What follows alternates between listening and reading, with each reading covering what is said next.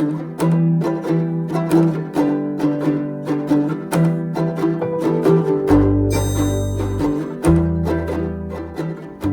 welcome to this exciting episode of Bob the Sign Man.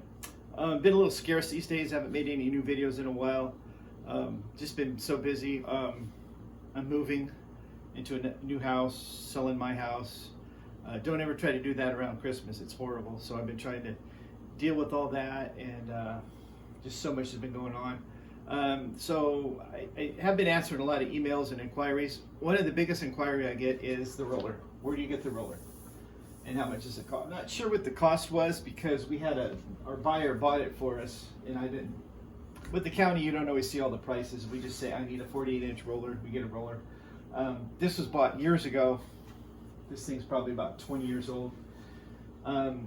Then we got it from 3M, but they don't make them anymore. But there's another company that does that's comparable. It's the exact same roller that I have.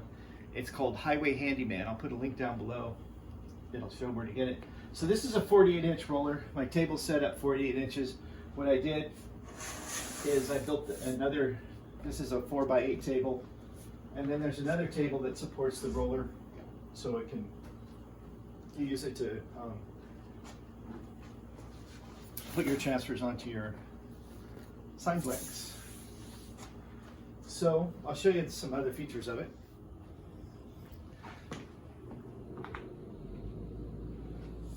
So I ran all the air lines. You'll need an air compressor to run this. It's not electric. This makes the roller go up and down. There's a steel roller down below. And then you have a rubber roller on top of the little crank handle. Have the air gauge here to tell you how much air goes in it. What the pressure is, I should say. So when I run 20 pounds pressure, when I do the corrugated plastic cardboard. Okay. When I do the metal sign blanks, you drop your roller down, and I'll adjust my air pressure to about 85 pounds. Sufficient. Another thing, remember with these rollers, don't let them sit down. Last thing you want to do is put a little indentation in it so it kind of gets out around. What I do, I have these little blocks. I put a little piece of Velcro, put it on the side. When I'm not using the roller, I block both sides.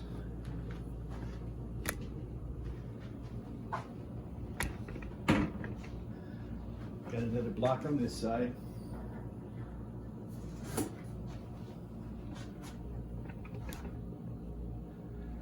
You'll need a water separator to keep the water from getting into it.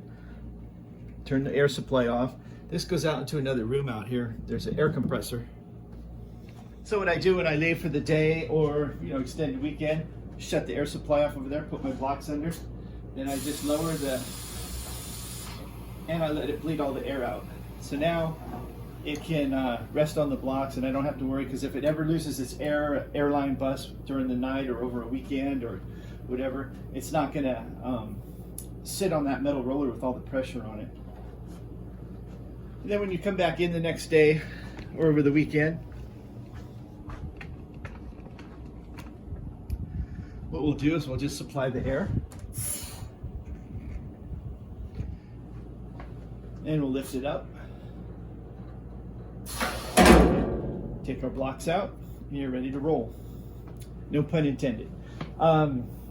There's really not much maintenance on this. You want to make sure you keep your roller clean. You don't want to get any materials on it, otherwise it'll put a little bump in it. Okay, what I'll do when I'm running, using these corrugated plastic, I have a sign blank here. I think this is 48 by 36. I'll put it down so it sits over the roller.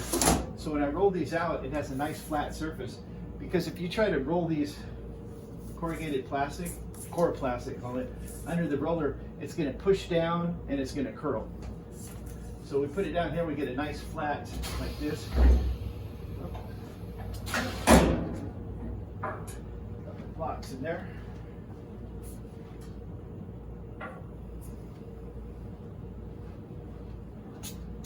So when it goes down, it has a nice flat surface to roll on.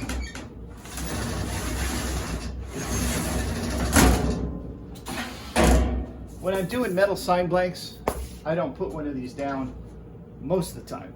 So if this one isn't covered right now, but if it's covered and you're putting your sign face on here, you roll it through, it's on.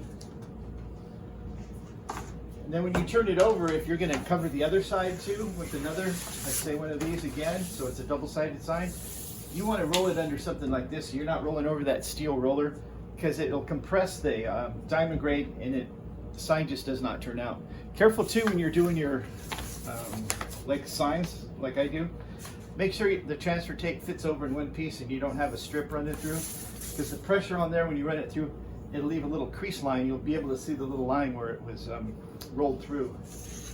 There's kind of little tips on my sign table that I use.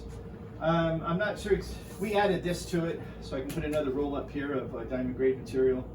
All right, there you go, there's a little overview on the roller I have. Like I said, these rollers are a pretty important part of your arsenal of sign making tools. This is a 48-inch roller, like I said. It covers most of the needs that we need here, because that's all the biggest signs we ever do is 48s. I'm not sure on the cost, like I said. I know they're not cheap, but if you're in the business, you can't go cheap, otherwise you're just not going to stay competitive. It's real simple to use and operate. They're pretty maintenance free. I'm sure these things last for years and years. Just take care of your rubber roller. So, you know, I get a lot of inquiries, like I said, on the roller. But, you know, fortunately they came to the right place. Who did they turn to? That's right, they turned to the Sign Man. As always, thanks for watching. I'll be back with some more episodes after I finish my move and everything. I've just been busy. I'm going to be taking off a couple weeks here pretty soon to get everything moved and set up, and hopefully I'll be back with some more exciting episodes. As always, thanks for watching.